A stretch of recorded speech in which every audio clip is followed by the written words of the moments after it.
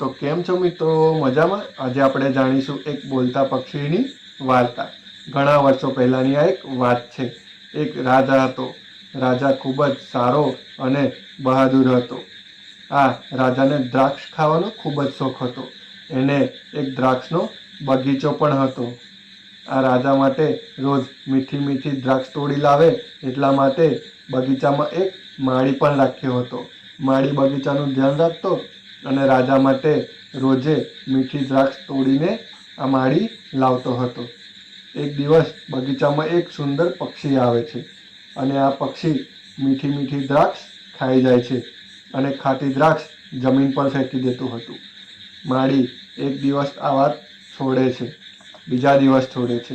આવું કરતાં કરતાં અઠવાડિયું થાય છે અને આ માળી પણ ચિંતામાં આવી જાય છે કે આ પક્ષી રોજે હેરાન કરે છે। એટલે માળી આ પક્ષીને પકડવાની બહુ જ કોશિશ કરે છે, પણ આ પક્ષી માળીના હાથમાં આવતું ન હતું। માળી કંટાળીને રાજા પાસે જાય છે અને બગીચાની બધી વાત કરે છે।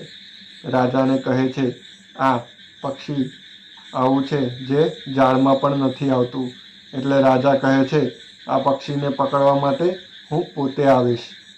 રાજા દ્રાક્ષના બગીચામાં જાય છે, સંતાઈ જાય છે અને પક્ષીનો ટાઈમ થાય છે એટલે પક્ષી બગીચામાં આવે છે અને રોજની જેમ મીઠી દ્રાક્ષ ખાય છે, ખાટી દ્રાક્ષ જમીન પર ફેંકે છે। રાજા બધું જુએ છે અને ધીમા ધીમા પગલે પક્ષીના નજીક આવે છે અને પક્ષીના બે હાથમાં જોરથી પકડી લે છે।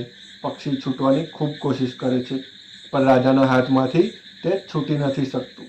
એટલે આ પક્ષી બોલવા લાગે છે કે હે રાજા, તમે મને છોડશો તો હું તમને 4 જ્ઞાનની વાતો કહીશ। રાજા આ પક્ષીને બોલતું જોઈને આશ્ચર્ય પામે છે અને પક્ષીને કહે છે કે પક્ષીરાજ, તમે પહેલાં મને 4 જ્ઞાનની વાતો કહો, પછી હું વિચારીશ। પક્ષી પહેલી વાત જણાવી, હાથમાં આવેલા દુશ્મનને ક્યારેય છોડવો નહીં। પક્ષીએ બીજી વાત જણાવી, ક્યારેય કોઈ પણ વાત ઉપર એકદમ વિશ્વાસ કરવો નહીં। પક્ષી ત્રીજી વાત કહે છે, વીતેલી વાતો પર ક્યારેય પછતાવો કરવો નહીં। પક્ષી 3 વાતો કહ્યા પછી રાજાને કહ્યું કે તમારા હાથમાં હું ખૂબ જ ફસાઈ ગયો છું। કૃપા કરીને તમારા હાથની પકડ થોડી ઢીલી કરો। રાજા જેવી પકડ ઢીલી કરે છે, પક્ષી તરત જ રાજાના હાથમાંથી ઉડીને ઝાડ ઉપર જઈને બેસી જાય છે અને રાજાને કહે છે કે રાજા, આ મારા જ્ઞાનની વાત છે, છેલ્લી અને ચોથી વાત, સારી વાતો સાંભળવાથી કોઈ લાભ મળતો નથી। સારી વાતો જીવનમાં ઉતારવી પણ પડે।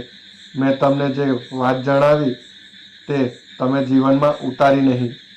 તમે મને એટલે દુશ્મનને છોડી દીધા, મારી અશક્ય વાતો ઉપર વિશ્વાસ કર્યો અને મને છોડીને પસ્તાઈ પણ રહ્યા છો।